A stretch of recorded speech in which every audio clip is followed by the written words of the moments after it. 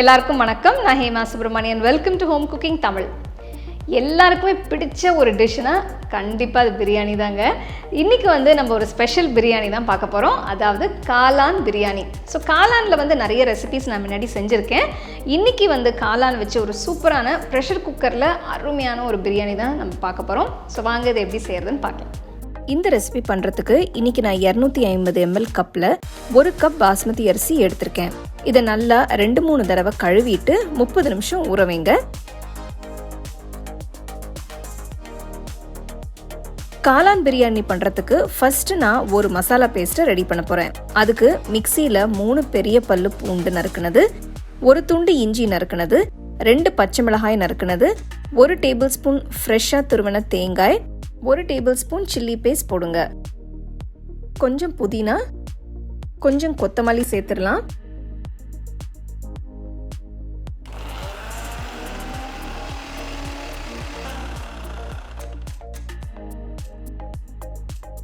ரெண்டு டீஸ்பூன் தண்ணி ஊற்றி மசாலாவை நல்லா பேஸ்ட்டாக அரைச்சிக்கோங்க.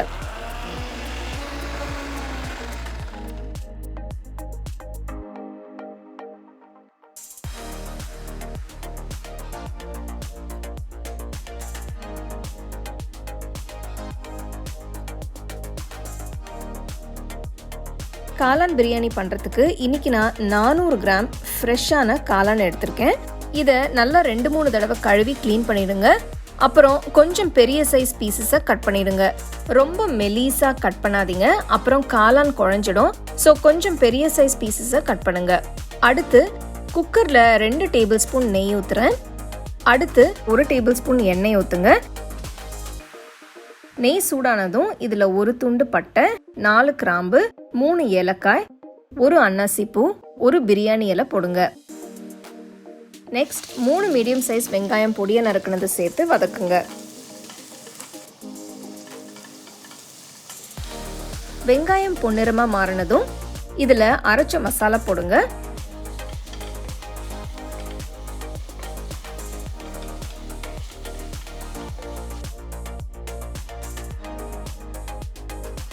ரெண்டு நிமிஷம் வதக்கினதுக்கு அப்புறம் 3 பெரிய சைஸ் தக்காளி நறுக்குனது சேர்த்து வதக்குங்க.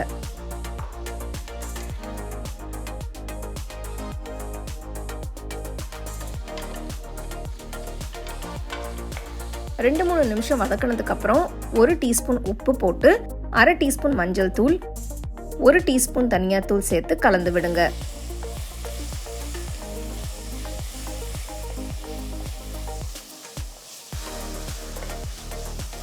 நெக்ஸ்ட் கட் பண்ணி வச்சிருக்கிற காளானை போட்டு நல்லா மிக்ஸ் பண்ணணும். முக்கியமான விஷயம், காளான் சமைக்கும் போது எப்பவுமே நல்லா ஃப்ரெஷ்ஷாக இருக்கிற மாதிரி பார்த்து சமைங்க. காளான் மேலே கருப்பாவோ இல்லைன்னா காளான்ல ஒரு மாதிரி ஸ்மெல் வந்தாலோ அதை சமைக்காதீங்க, தூக்கி போட்டுருங்க. அடுத்து ஒரு கை அளவு ஃப்ரெஷ்ஷான புதினா, அப்புறம் ஒரு கை அளவு ஃப்ரெஷ் கொத்தமல்லி சேர்த்து நல்லா மிக்ஸ் பண்ணுங்க.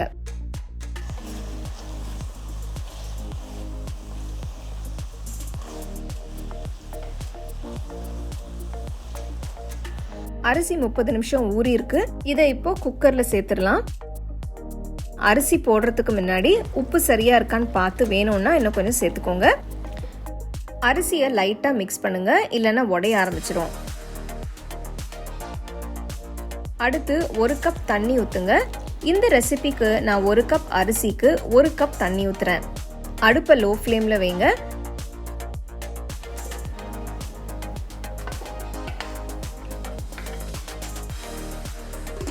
குக்கரை மூடி ஆவி வந்ததும் வெயிட் போடுங்க.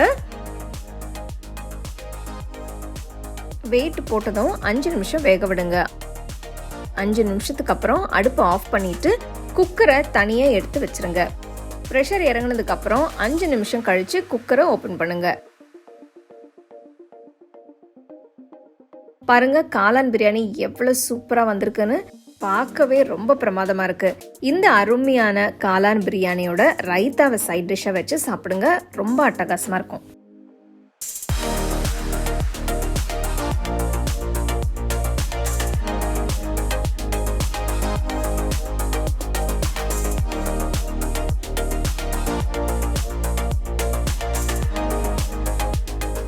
பிரமாதமான காளான் பிரியாணி குக்கரில் எப்படி செய்யுதுன்னு பார்த்தீங்க. நல்லா அந்த ஸ்பைசஸ், இந்த ஃப்ளேவர்ஸ் எல்லாமே ரொம்ப நல்லாயிருக்கும்.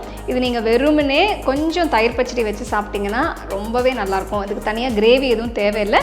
ஸோ அடுத்த வாட்டி காளான் வாங்கும்போது கண்டிப்பாக இந்த பிரியாணி ட்ரை பண்ணி ரசித்து சாப்பிடுங்க.